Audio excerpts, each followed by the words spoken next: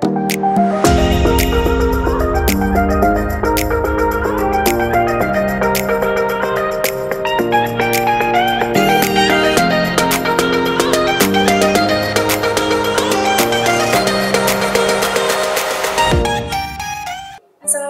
warahmatullahi wabarakatuh. Selamat sore, salam sehat keluarga sehat banyak bening. Dengan saya di sini Intan Fitriana, dengan di samping saya, halo dok, ini Dr. Fadli selaku dokter sekretaris Satgas COVID-19 di Rumah Sakit Islam Banyak Bening. Halo dokter, assalamualaikum. Gimana dokter kabarnya? Alhamdulillah sehat. Oke, di sini saya akan memberikan beberapa pertanyaan kepada Dr. Fadli mengenai tema COVID-19 atau yang sedang booming di era ini ya dok ya, atau bulan-bulan ini. Untuk temanya adalah kapan harus datang ke dokter atau periksa ke dokter. Untuk pertanyaan yang pertama dokter, kita langsung saja ya dok ya, untuk menyingkat waktu. Kenapa sih dok kita harus konsultasi dengan dokter secepat mungkin? Itu pertanyaan yang sering muncul oleh kalangan masyarakat di sosial media kita, kemudian secara langsung kita bertemu dengan pasien atau pasien, banyak sekali yang tanya seperti itu dokter. Monggo. Jadi yang pertama, kenapa kita harus konsultasi dengan dokter? Sebenarnya alasan konsultasi dengan dokter itu bermacam-macam. Alasan yang paling sering, paling klasik adalah ketika ada suatu keluhan yang baru. Ketika ada suatu keluhan yang baru, penyakit yang baru, kita konsultasi ke dokter. Yang kedua, bisa juga konsultasi ke dokter karena memang sebelumnya sudah ada kondisi yang ada, seperti pada penyakit kronis seperti hipertensi, DM, penyakit jantung, harus konsultasi ke dokter. Kondisi lain juga, contohnya pada ibu hamil. Pada ibu hamil diwajibkan kontrol pada setiap trimester, diwajibkan kontrol dengan jumlah kontrol minimal ada jumlah kontrol berapa, trimester 1 kali, trimester 2 1 kali, dan trimester 3 2 kali. Alasannya mengapa kita harus datang ke dokter sebenarnya hampir sama, adalah untuk mencegah suatu keluhan yang ada itu menjadi lebih parah. Jadi ketika kalau ada keluhan akan lebih baik jika ditangani dengan cepat dan tepat agar keluhan itu tidak. Terima kasih dokter. Untuk pertanyaan yang pertama sudah jelas ya pemirsa. Kita lanjutkan pertanyaan kedua dokter. Ini sering banyak ditanyakan oleh masyarakat juga dokter. Keluhan apa saja yang harus wajib dan segera dikonsultasikan atau diperiksakan ke dokter? Bisa disebutkan dokter? Biasanya kan masyarakat yang demam dan lain-lainnya, nanti kalau lebih jelasnya dijelaskan oleh dokter. Sebenarnya untuk kondisi apa yang harus urgent datang ke dokter sebenarnya sangat luas. Banyak kasus yang kita harus segera, ketika ada keluhan tersebut kita harus segera datang ke dokter. Mungkin yang pertama adalah kasus yang paling umum, paling banyak terdapat di masyarakat adalah kasus demam. Demam itu suatu keluhan yang lazim dan dapat mengenai baik dari bayi sampai lansia. Untuk demam sendiri kita harus datang ke dokter ketika demam itu sudah lebih dari 3 hari, ada gejala penyerta dan keluhan-keluhan itu tidak membaik dengan obat-obat yang dapat langsung kita beli di apotek. Untuk keluhan yang lain, beberapa seperti kasus trauma, jatuh kecelakaan lalu lintas, trauma pekerjaan yang menyebabkan patah tulang atau gangguan pembuluh darah, harus datang ke dokter dan itu harus ditangani secepatnya untuk menghindari komplikasi yang muncul.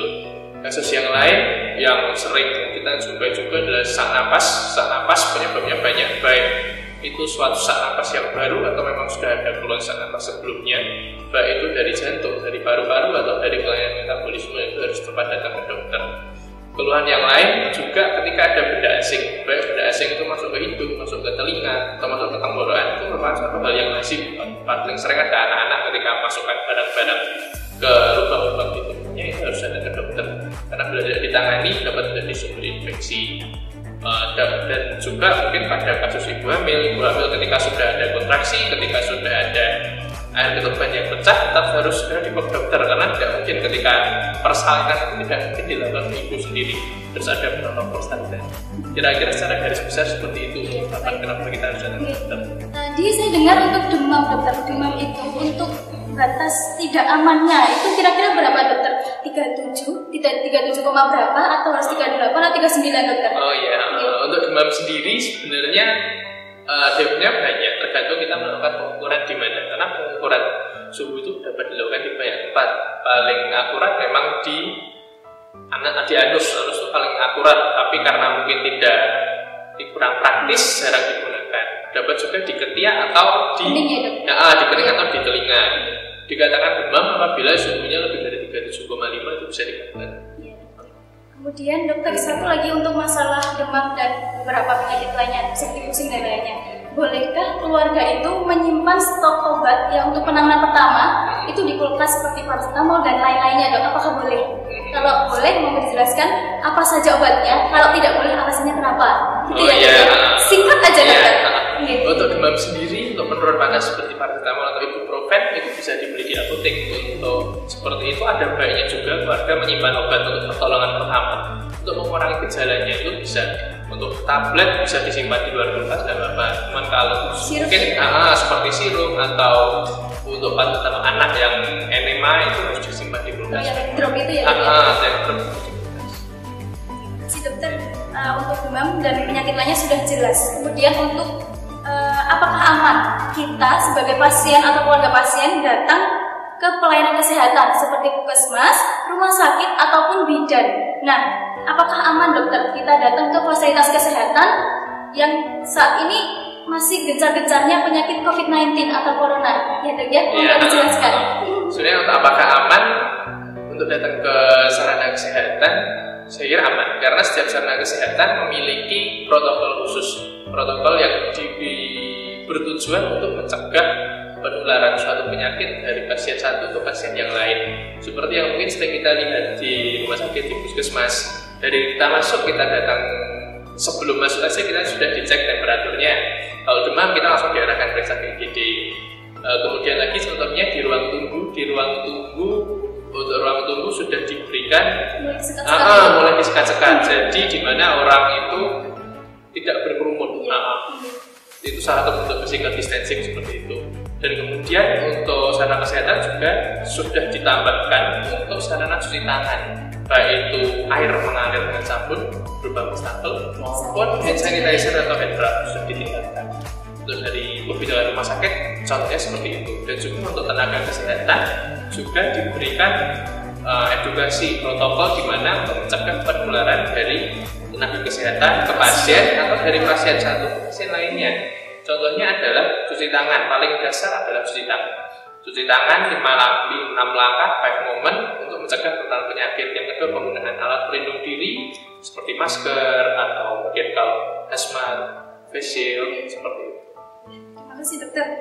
Semoga untuk penjelasan yang pertanyaan ketiga tadi lebih meyakinkan pasien dan keluarga atau masyarakat untuk tidak takut datang ke fasilitas kesehatan seperti puskesmas, kemudian rumah sakit dan lain-lainnya. Seperti ya, pemirsa. Kemudian untuk pertanyaan selanjutnya dokter, menyambung pertanyaan dokter tadi mengenai 5 moment cuci tangan. Nah, apa sih itu dokter 5 moment cuci tangan? Masyarakat itu pasti awam mendengar kata-kata 5 moment cuci tangan atau 5 momen cuci tangan. Nah, itu kan hanya diperlakukan untuk tenaga kesehatan ya dok. Boleh dijelaskan dokter biar pemirsa tidak atau itu? Untuk 5 momen cuci tangan adalah 5 momen atau 5 saat yang wajib untuk seorang tenaga medis melakukan cuci tangan. Yaitu ada 2 sebelum dan 3 sesudah. Yang pertama adalah sebelum kontak dengan pasien. Yang kedua adalah sebelum tindakan medis. Untuk yang sesudah, yang pertama adalah sesudah kontak dengan pasien, sesudah kontak dengan cairan pasien, dan sesudah kontak dengan lingkungan pasien. Berarti untuk tenaga kesehatan itu sangat safety, jadi sangat higienis sebelum melakukan tindakan ke pasien. Jadi tidak usah khawatir untuk masyarakat datang ke rumah sakit ya.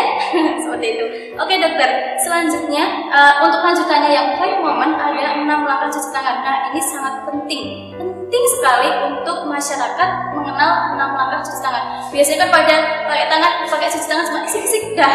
Nah, itu mau dijelaskan dokter untuk urutannya. Monggo nanti kita bareng-bareng ya dok ya. Nanti pemirsa di rumah juga bisa menirukan gerakan yang Dokter Fadli lakukan dengan saya, gitu ya. Yang pertama dokter. Jadi untuk 6 langkah cuci tangan yang direkomendasikan WHO, yang pertama adalah sabun dulu ya. Kita ambil sabun, air yang mengalir. Yang kedua kita membasuh telapak tangan. Satu, gerakan yang pertama ya pemirsa, satu. Jadi menyeluruh untuk membersihkan telapak ya dok ya. Satu. Kemudian yang kedua dokter. Yang kedua ini membersihkan punggung tangan. Punggung tangan dulu. Kemudian yang ketiga dokter? Yang ketiga seperti ini, kita membersihkan sela-sela janin. Nah ini baru sela-sela ya pemirsa. Yang keempat adalah menguji. Ini sebenarnya yang penting adalah seperti ini, kalau tidak membersihkan ini loh ya. Ya sebetulnya ya. Ya. Yang berikutnya nih, kuku jari, kita bersihkan kuku jari. Yang terakhir ujung-ujung kuku. Seperti itu. Pakai air mengalir. Air mengalir. Untuk menutup kerannya dokter, seperti apa dok? Untuk menutup kerannya gunakan siku, karena tangan kita sudah bersih dan keran itu bisa menjadi sumber penularan penyakit juga.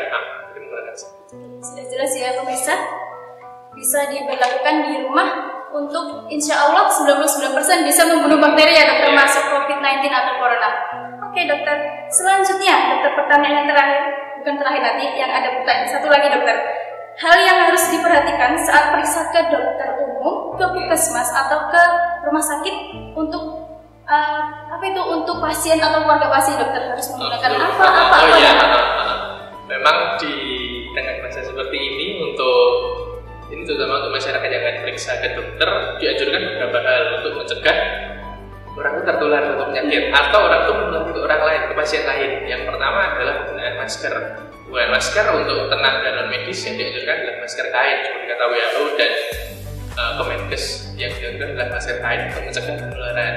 Yang kedua adalah cuci tangan. Karena cuci tangan ini sebenarnya suatu hal yang simpel, tapi kadang-kadang orang itu malas ngelakuin atau mungkin melakukan tapi tidak sesuai cara yang benar. Sebenarnya cuci tangan setelah menyentuh apapun sebenarnya. Habis dari rumah sakit, habis dapat kembalian, cuci tangan. Jadi tujuannya adalah kalau bisa kita tidak menyentuh wajah kita di saat tangan kita kotor. Jadi kita cuci tangan sebelum menyentuh wajah. Yang terakhir adalah physical distancing, di mana kita jaga jarak dengan pasien yang lain, dengan baik itu di ruang tunggu atau mungkin di tempat pemeriksaan kita jaga jarak untuk mencegah transmisi COVID-19 yang dimana nantinya adalah dari droplet. Untuk social distancing minimal 1. Ini juga banyak yang tanya dokter dengan saya. Jadi mungkin pelantaran masyarakat jawabnya nggak apa-apa ya dok. Apakah boleh anak-anak datang ke rumah sakit dokter? Nah untuk batasan umurnya berapa dokter? Untuk anak-anak datang ke rumah sakit kita lihat tujuannya dulu. Kalau anak-anak itu tujuannya untuk berobat, jelas boleh. Ketika anak-anak kedaluan datang ke rumah sakit untuk berobat boleh. Tapi kalau tujuannya hanya mungkin menunggu orang sakit atau mengantar orang tua yang berobat, untuk anak-anak di bawah 12 tahun tidak bisa datang ke rumah sakit menunggu atau mengantar. Kenapa dokter? Karena kekebalan imunitas anak-anak di 12 tahun itu kurang sempurna. Jadi takutnya nanti mengantar orang tuanya berobat sembuh, anaknya gantian nanti yang sedikit. Itu yang dinamakan cross contamination. Iya. Oke dokter. Untuk pertanyaan terakhir dokter, ini insya Allah sangat penting sekali untuk sahabat sehat penyembuding di rumah. Apakah tips and trick biar kita tercegah oleh penyakit-penyakit termasuk COVID-19? Mungkin dari pola makan, olahraga dan lain-lainnya dok, bisa dijelaskan? Kita harus makan banyak apa gitu dokter? Iya. Untuk tipsnya ini mungkin ke COVID-19. COVID-19 itu adalah satu penyakit yang disebabkan oleh virus. Virus itu adalah suatu penyakit yang disebabkan oleh virus, adalah self-limiting disease. Jadi di mana ketika kekebalan tubuh kita bagus, infeksi itu akan sembuh sendiri. Dan untuk mendapatkan kekebalan tubuh yang bagus tentu banyak faktor yang mempengaruhi. Salah satu yang penting adalah diet. Di masa-masa seperti ini, diet sendiri hanya orang-orang yang makanya mungkin kurang benar. Karena sekarang akses itu gampang didapat ya. Jadi untuk makan sendiri harus pada usia di atas 40 tahun dan 45 tahun harus dibatasi, terutama lemak yang jenuh, dan kemudian paling sering kita harus memperbanyak makan sayur dan buah, memperbanyak serat, memperbanyak asupan antioksidan. Untuk olahraga itu dapat memperbaiki metabolisme kita, dapat meningkatkan daya tahan tubuh kita. Untuk olahraga minimal 1 minggu 3 kali dengan durasi minimal 30 menit itu dapat membantu meningkatkan kekebalan tubuh kita. Yang kita adalah istirahat yang cukup, tidak banyak bergadang dan banyak mainan baru. Oke, terima kasih dokter untuk penjelasannya.